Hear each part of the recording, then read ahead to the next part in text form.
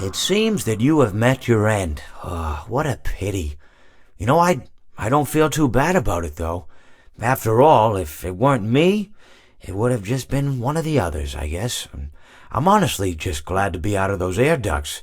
It's not easy for a hippopotamus to fit up there, and not easy to get down either, and not as young as I used to be, as you can see. I used to be able to do all the sorts of things. You're young, you're vibrant, you have that sort of pep in your step. It reminds me of a conversation I was having with one of my good friends, Orville. We were having a nice picnic one day. I believe it was summer. No, perhaps it was... Was it the fall? Yes. It was the fall because the leaves had turned already. But I said to Orville, I says, Orville, I have a story to tell you. And Orville looked at me, kind of odd and said, what's it about? I said to him, not every story has to be about something, Orville. Sometimes a person just wants to talk. Why does everything have to be a story? I said to him.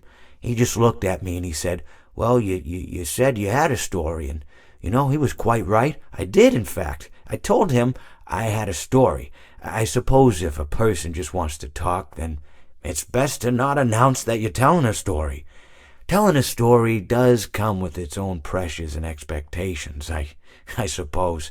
After all, if you're just talking to a friend, then there's no more expectations than if you were talking into the wind. Words by themselves aren't expected to carry, aren't expected to stick.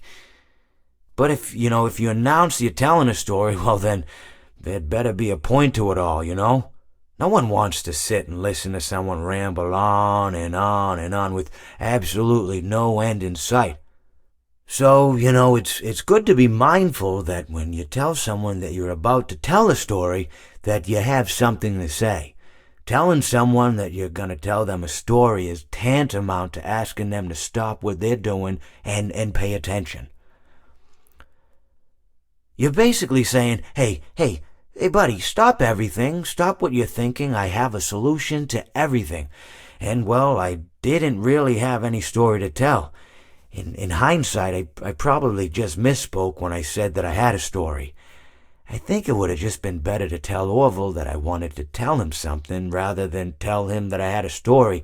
But, even then, it might have put too much importance on the whole thing. Either way, it was quite a nice day. I remember that we were drinking tea.